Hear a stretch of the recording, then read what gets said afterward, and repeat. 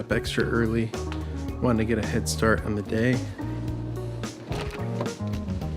Kids are sleeping.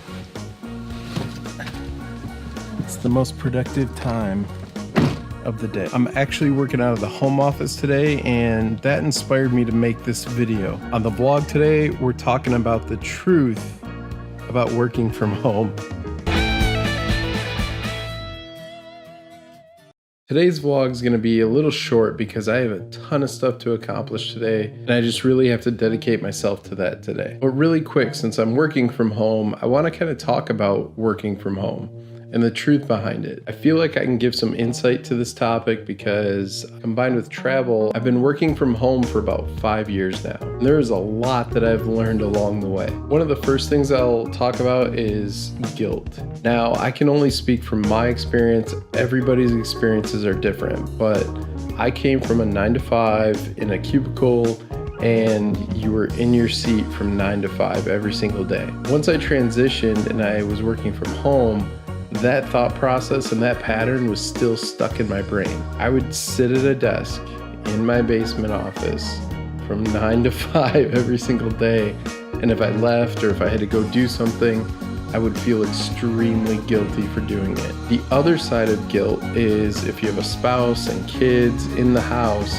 you start to feel guilty every time you hear a baby cry, or if you can tell somebody's struggling and you really want to go help, but you still have to keep that barrier up of, this is work time, I'm working right now. If I had a regular job, I wouldn't even be here right now. Feeling guilty was one of the biggest hurdles I had to get over. Another thing is there's a stigma when you work from home that you're a lazy person. Everyone just assumes you're eating potato chips and playing Call of Duty and just goofing around. What people don't realize though is you're probably being 10 times more productive because you don't have the office distractions. You don't have the water cooler talk and the gossip. You don't have anybody coming into your office and interrupting you beyond kids or family if you have that. You don't have random meetings being called throughout the day. For the most part, it's just you all day long. Another thing is people will start to ask you to do things. They'll ask you to pick up their kids at school. They'll start asking favors of you because they know you're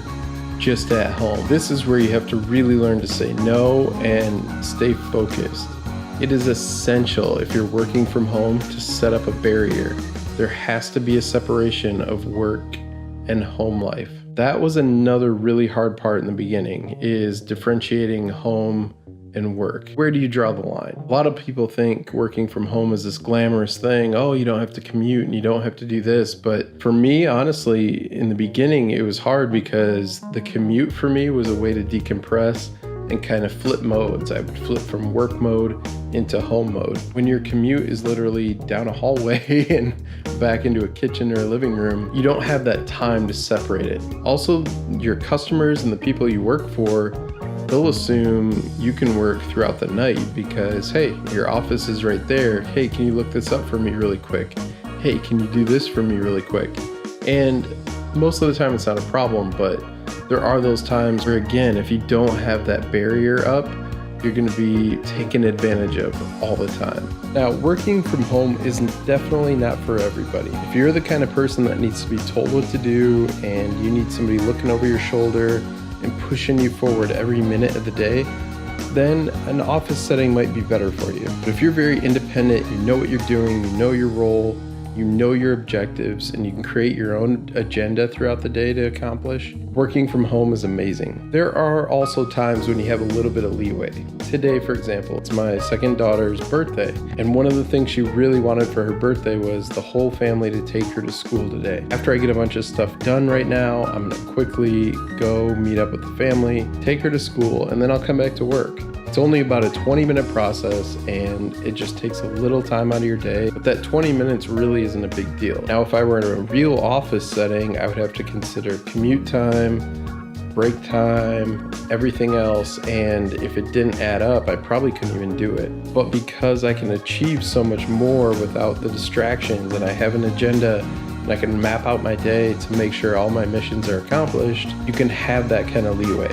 The key is to stay disciplined though. You can't let that leeway happen too often because then you just get comfortable with, hey, when I'm home, I'm just hanging out. I've seen that happen to a few people, and unfortunately they didn't last. Now, me personally, you saw in the beginning I was getting in a car, and that's because right now I currently have an office separate from the house. It's gonna change soon. I'm actually gonna leave this office. The amount of time I'm here versus traveling, the numbers don't add up at the end of the day. So once the lease on this space is up, then I'm just gonna let it go. But having an office separate from the house has really given me that defining line where it's like, I go to the office, I'm going to work. The problem I was having before is when I was home, even if I was in the living room trying to watch a movie, in the back of my mind, I'm thinking, oh man, I could be at my office right now knocking out X, Y, and Z for tomorrow.